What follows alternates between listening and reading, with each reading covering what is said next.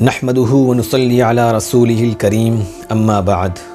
میرے محترم بزرگوں دوستوں، جیسا کہ آپ جانتے ہیں 26 جنوری ریپبلک ڈے، گنتنتر دیوس، یوم جمہوریہ 1950 کو اس دیش کے اندر سنویدھان لاگو ہوا۔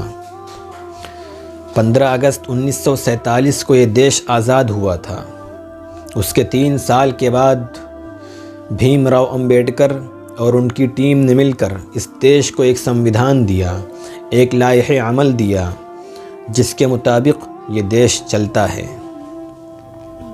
تو دوستوں، جیسا کہ آپ جانتے ہیں کہ اس ملک کو آزاد کرانے کے لیے تمام مذاہب کے لوگوں نے بڑی قربانیاں دیں، تب جا کر یہ ملک آزاد ہوا۔ خاص طور پر مسلمانوں نے بڑی قربانیاں دی ہیں۔ ہندوستان کو بڑی جدوجہد کے بعد آزادی کی نعمت حاصل ہوئی، جس کے لیے ہمارے اسلاف اور اکابر نے بڑی قربانیوں کا نذرانہ پیش کیا، جان و مال کی قربانیاں دیں، تحریکیں چلائیں، تختے دار پر چڑھے، پھانسی کے پھندے کو جرأت، حوصلے اور کمال بہادری کے ساتھ بخوشی گلے لگایا، جیل اور قید و بند کی صعوبتیں جھیلیں اور حصول آزادی کی خاطر میدان کارزار میں نکل پڑے۔ آخرکار انگریزوں کو مجبور ہو کر ملک چھوڑنا پڑا۔ انگریزوں نے اپنے اقتدار کو قائم رکھنے کے لیے طرح طرح کی چالیں چلیں، تدبیریں اختیار کیں، رشوتیں دیں، لالچ دی، پھوٹ ڈالو اور حکومت کرو کا اصول بڑے پیمانے پر اختیار کیا، فرقہ وارانہ اختلافات پیدا کیے، تاریخ کو توڑ مروڑ کر پیش کیا، آپس میں غلط فہمیاں پھیلائیں، تاریخ کو مسخ کیا اور ہندوستان کے معصوم باشندوں پر ناحق ظلم و ستم کے پہاڑ توڑے، لوگوں کو ناحق تختے دار پر لٹکایا اور ہندوستان کے معصوم باشندوں پر ناحق گولیاں چلائیں، چلتی ریلوں سے اٹھا کر باہر پھینکا، مگر مجاہدین آزادی نے ان کے ظلم و ستم کو روکنے اور توقع غلامی کو گردن سے نکالنے کے لیے بہادر مجاہدین آزادی نے ان کا مقابلہ کیا اور ملک کو آزاد کر کے ہی چین و سکون کی سانس لی۔ ہندوستان کی تحریک آزادی میں مسلمانوں کا کردار قدرتی طور پر بہت ممتاز اور نمایاں رہا ہے۔ اس کی وجہ یہ تھی کہ انگریزوں نے اقتدار مسلم حکمرانوں سے چھینا تھا، اقتدار سے محرومی کا دکھ درد مسلمانوں کو ہوا، انہیں حاکم سے محکوم بننا پڑا، جس کی تکلیف انہیں جھیلنی پڑی۔ اس لیے محکومیت اور غلامی سے آزادی کی اصل لڑائی بھی مسلمانوں کو ہی لڑنی پڑی۔ دکن فرما رواں حیدر علی اور ان کے صاحبزادے ٹیپو سلطان کے ذکر کے بغیر جنگ آزادی کی تاریخ ادھوری ہوگی۔ حیدر علی اور ٹیپو سلطان نے انگریزوں سے 4 جنگیں کیں۔ ٹیپو سلطان 1782 میں حکمراں ہوئے۔ 1783 میں انگریزوں سے ٹیپو کی پہلی جنگ ہوئی اور انگریزوں کو شکست ہوئی۔ یہ جنگ 1784 میں ختم ہوئی۔ یہ میسور کی دوسری جنگ کہلاتی ہے۔ انگریز اپنی شکست کا انتقام لینے کے لیے بے چین تھے، چنانچہ 1792 میں انگریزوں نے اپنی شکست کا انتقام لیتے ہوئے حملہ کیا، مگر اپنے ہی بعض وزراء اور اپنے افسران کی بے وفائی اور اپنی ہی فوج کی غداری کی وجہ سے ٹیپو سلطان انگریزوں سے معاہدہ کرنے پر مجبور ہوئے۔ ٹیپو کو بطور تاوان 3 کروڑ روپیے، نصف علاقہ اور 2 شہزادوں کو بطور یرغمال انگریزوں کو دینا پڑا۔ میرے محترم بزرگوں دوستوں، مفکر اسلام حضرت مولانا ابو الحسن علی ندوی رحمہ اللہ لکھتے ہیں کہ سب سے پہلا شخص جس کو اس خطرے کا احساس ہوا وہ میسور کا بلند ہمت اور غیور فرما رواں فتح علی خان ٹیپو سلطان تھا، جس نے اپنی بالغ نظری اور غیر معمولی ذہانت سے یہ بات محسوس کر لی تھی کہ انگریز اسی طرح ایک ایک صوبہ اور ایک ایک ریاست ہضم کرتے رہیں گے، اگر کوئی منظم طاقت ان کے مقابلے پر نہ آئی تو آخرکار پورا ملک ان کا لقمہ بن جائے گا۔ چنانچہ ٹیپو سلطان نے انگریزوں سے جنگ کا فیصلہ کیا اور اپنے پورے ساز و سامان، وسائل اور فوجی تیاریوں کے ساتھ ان کے مقابلے میں آ گئے۔ ٹیپو سلطان نے ہندوستان کے راجاؤں، مہاراجاؤں اور نوابوں کو انگریزوں سے جنگ پر آمادہ کرنے کی کوشش کی اور اسی مقصد سے انہوں نے سلطان ترکی، سلیم عثمانی، ہندوستان کے دوسرے بادشاہوں اور ہندوستان کے امراء اور نوابوں سے خط و کتابت کی اور پوری زندگی انگریزوں سے معرکہ آرائی میں مشغول رہے۔ قریب تھا کہ انگریزوں کے سارے منصوبوں پر پانی پھر جائے اور وہ اس ملک سے بالکل بے دخل ہو جائیں، مگر انگریزوں نے جنوبی ہند کے امراء کو اپنے ساتھ ملا لیا۔ آخرکار اس مجاہد بادشاہ نے 3 مئی 1799 عیسوی کو سرنگا پٹنم کے معرکے میں شہید ہو کر سرخروئی حاصل کی۔ ٹیپو سلطان نے انگریزوں کی غلامی، اسیری اور ان کے رحم و کرم پر زندہ رہنے پر موت کو ترجیح دی۔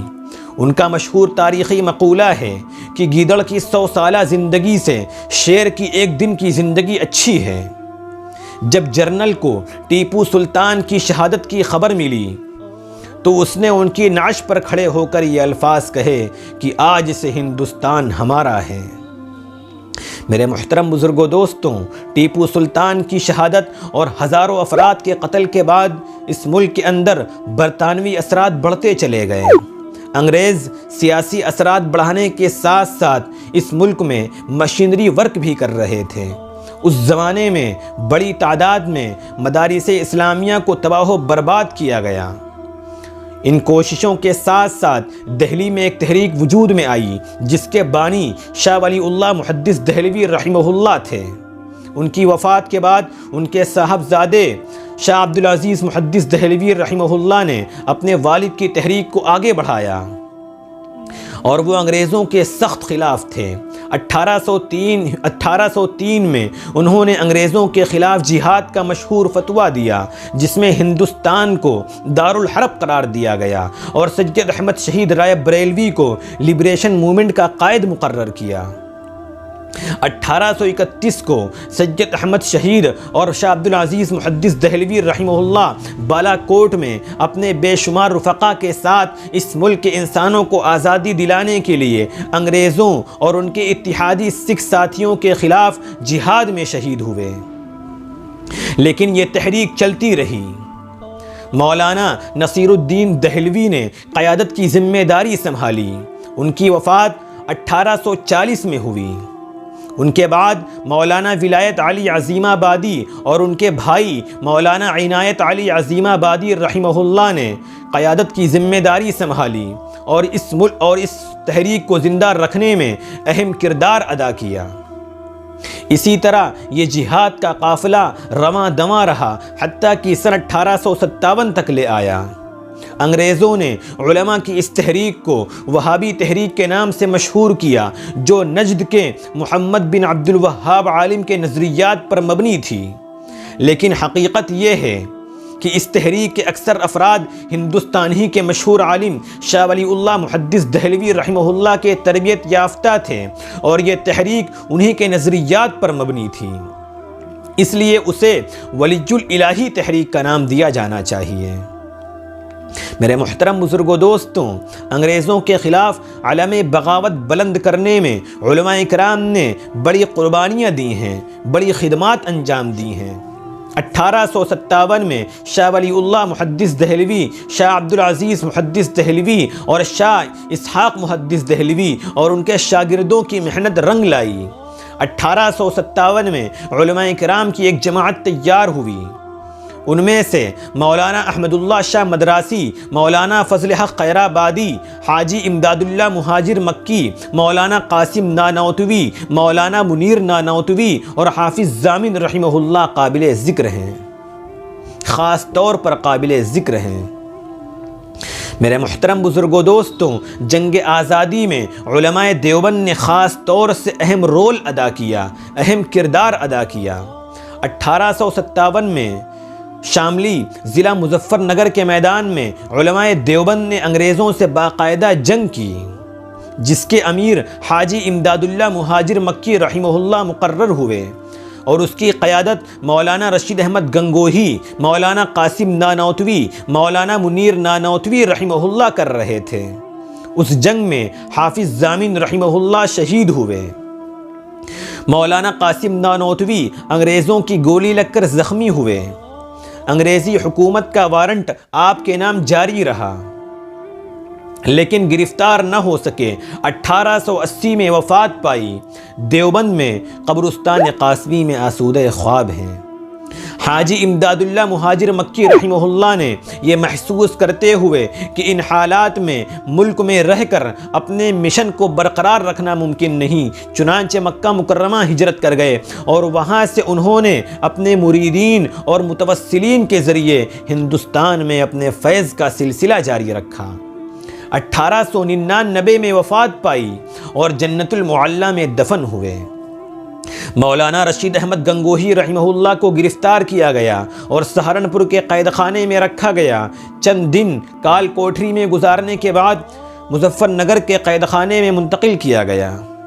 آپ نے 6 ماہ قید و بند کی صعوبتیں جھیلیں۔ 1905 میں آپ کی وفات ہوئی۔ گنگوہ کی سرزمین میں آسودہ خواب ہیں۔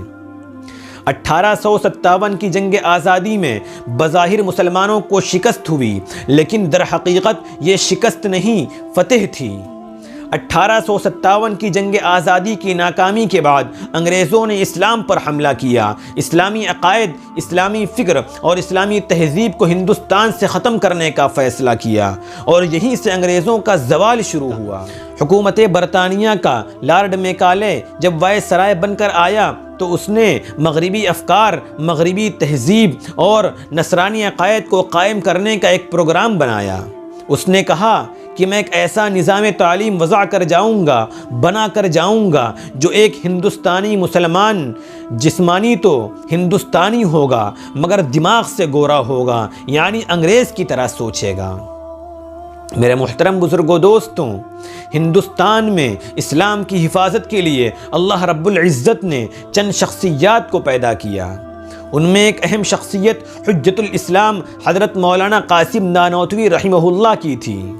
اس زمانے میں اسلامی عقائد، اسلامی فکر اور اسلامی تہذیب کی بقا کے لیے حجت الاسلام مولانا قاسم نانوتوی رحمہ اللہ نے ایک تحریک چلائی جسے تحریک دیوبند کہا جاتا ہے۔ جگہ جگہ پر مدرسے قائم کیے اور اس مقصد سے انہوں نے اپنے رفقا حاجی عابد حسین دیوبندی، مولانا ذوالفقار علی دیوبندی، مولانا فضل الرحمن عثمانی رحمہ اللہ وغیرہ کی مدد سے 15 محرم 1283 ہجری مطابق 31 مئی 1866 عیسوی جمعرات کے دن ضلع سہارنپور میں واقع دیوبند نامی ایک مقام پر دارالعلوم کی بنیاد رکھی تاکہ یہ مسلمانوں میں نظم پیدا کرے جو ان کو اسلام اور مسلمانوں کی اصل شکل میں قائم رکھنے میں معین و مددگار ہو۔ ایشیا کی اس عظیم دینی درسگاہ کا آغاز دیوبند کی ایک چھتہ مسجد کے صحن میں انار کے درخت کے سائے میں ایک استاد ملا محمود اور ایک طالب علم محمود حسن سے ہوا، جو بعد میں ازہر ہند کہلائی اور جس کو پوری دنیا کے اندر دارالعلوم دیوبند کے نام سے شہرت اور مقبولیت حاصل ہوئی۔ بقول حاجی امداد اللہ مہاجر مکی رحمہ اللہ، دارالعلوم دیوبند ہندوستان میں بقائے اسلام اور تحفظ علم کا ذریعہ ہے۔ یعنی آج جو ہندوستان کے اندر اسلام باقی ہے اور علم محفوظ ہے، یہ دارالعلوم کی دین ہے۔ میرے محترم بزرگوں، دوستوں، یہ ہے جنگ آزادی کی نہایت مختصر سی تاریخ۔ چند گھنٹوں کے اندر، منٹوں کے اندر اس کا احاطہ نہیں کیا جا سکتا، اس لیے تاریخ کا مطالعہ کیجئے، اپنے روشن ماضی سے کچھ سیکھیے تاکہ مستقبل کی تعمیر و ترقی کے لیے راستے پیدا ہوں۔ بہرحال آزادی کے 70-75 سال گزرے ہیں، لیکن چند سالوں کے اندر آزادی نہیں لگتی۔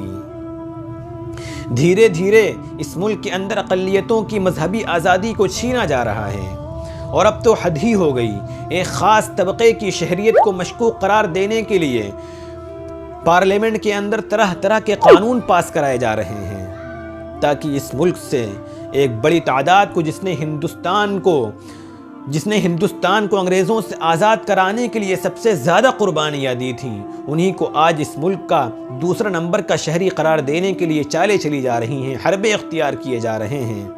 اس لیے اللہ رب العزت سے دعا ہے کہ ان طاقتوں کو نیست و نابود فرمائیں، اور جو اقلیتوں پر ظلم کر رہے ہیں ان کو نیست و نابود فرمائیں، اور اپنی قوم مسلمانوں سے اپیل ہے کہ وہ اللہ رب العزت کی رسی کو مضبوطی سے تھامیں اور رسول اللہ صلی اللہ علیہ وسلم کے طریقوں کو اپنائیں، اور اپنے اندر سیاسی شعور پیدا کریں، اپنے اندر لیڈرشپ پیدا کریں، مسلم قیادت کو لے کر آئیں۔ آج جو ہمارا یہ حال ہے 70-75 سال کے اندر، اس کی اصل دو وجہ ہیں۔ ایک تو یہ کہ ہم نے اللہ رب العزت کی رسی کو چھوڑ دیا، اللہ کے رسول کے طریقوں پر چلنا چھوڑ دیا۔ دوسرا یہ کہ اپنا کوئی سیاسی وقار نہیں بنایا، جس کا نتیجہ یہ ہوا کہ آج ہم اس ملک کے اندر چین و سکون سے رہ بھی نہیں سکتے۔ اس لیے اپنے اندر لیڈرشپ پیدا کریں، ابھی بھی وقت ہے، ضرورت ہے کہ اپنے اندر لیڈرشپ کو پیدا کریں، اپنی مسلم قیادت کو لے کر آئیں۔ آپ نے 70-75 سال غیروں پر بھروسہ کیا، کیا غیروں نے آپ کو دیا؟ اس لیے اب اپنے اندر لیڈرشپ پیدا کریں اور اپنی مسلم قیادت کو لے کر آئیں۔ اللہ رب العزت سے دعا ہے کہ وہ اس ملک کے اندر اقلیتوں کو محفوظ رکھے، اور خاص طور سے ہم مسلمانوں کو اپنے دین پر چلتے ہوئے عمل کرنے کی توفیق عطا فرمائے، آمین۔ ان موجودہ حالات پر ایک شعر یاد آتا ہے کہ جب گلستہ کو خوں کی ضرورت پڑی، گردن سب سے پہلے ہماری کٹی۔ جب گلستہ کو خوں کی ضرورت پڑی تو گردن سب سے پہلے ہماری کٹی۔ اب یہ کہتے ہیں اہل چمن، یہ چمن ہے ہمارا تمہارا نہیں، یہ چمن ہے ہمارا تمہارا نہیں۔ وآخر دعوانا ان الحمد للہ رب العالمین۔